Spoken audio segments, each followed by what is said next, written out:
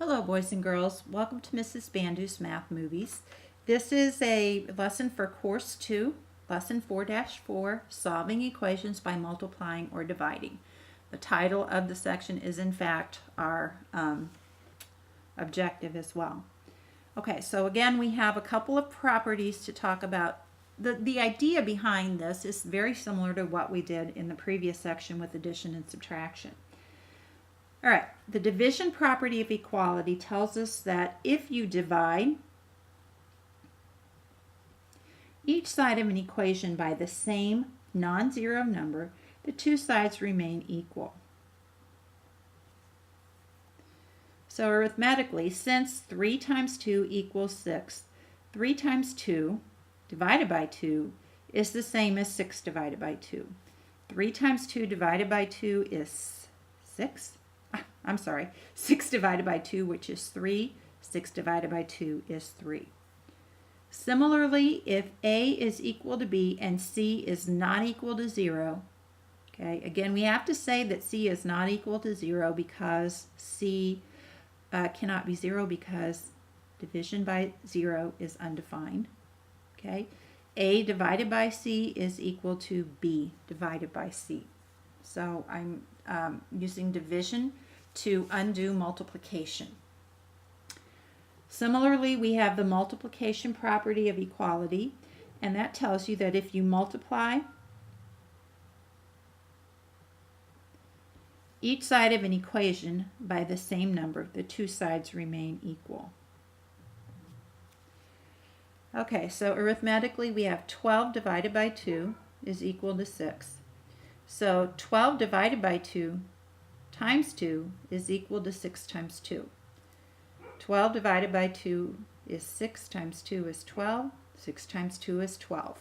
Okay, so if you work through the math, you see that it is true. In algebra, if A is equal to B, A times C is equal to B times C. Because multiplication by 0 is allowed, we don't have to put the restriction on the C on this one.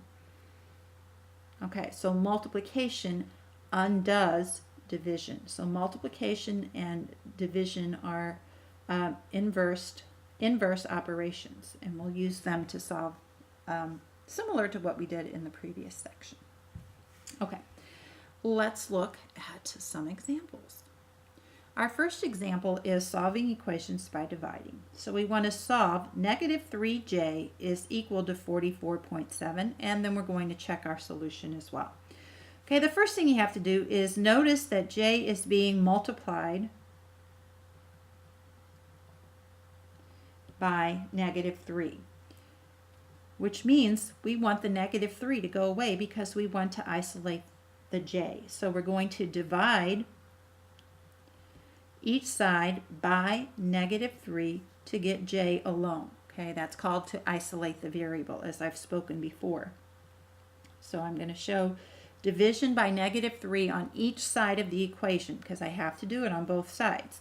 So negative 3 divided by negative 3 is positive 1j. We don't write the 1j. If you want to write 1 there, you can eventually. I'm not going to allow it, so it's a good idea. Just some kids also just like to cancel them out as well on this. And then you have 44.7 divided by negative 3. So I'm going to double check myself. I believe that's negative 14.9, but I'm going to double check myself. Yep, that's negative 14.9. Remember, a positive divided by a negative gives you a negative quotient. Okay, so we want to check. So we have negative 3j is equal to 44.7. So we replace j with negative 14.9.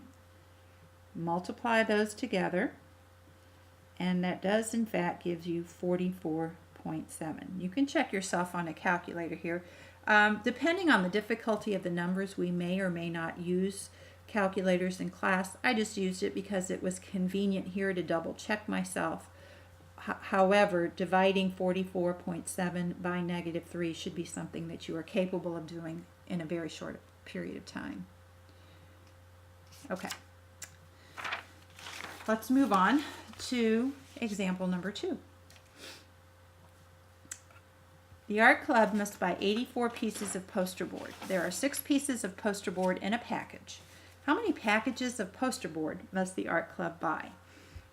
Okay, so it's kind of restating in here what you have to do. 6 pieces in the package times the number of packages that you want equals the number of pieces the art club must buy.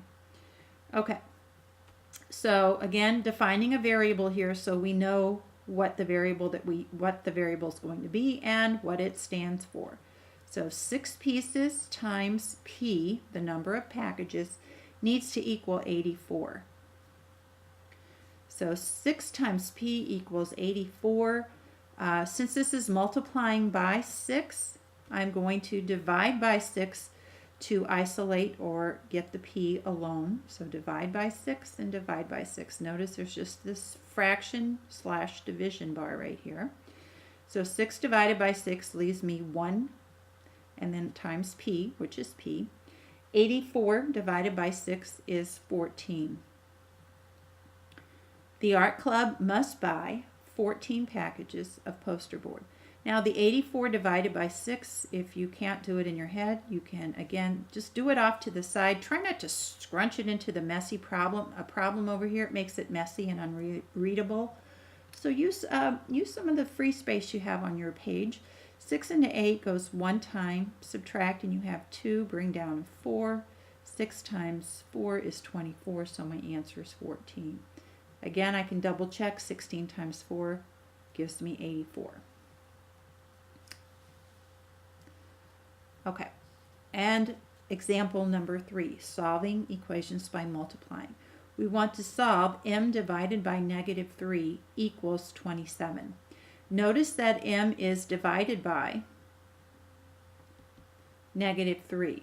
So we're going to multiply each side by -3.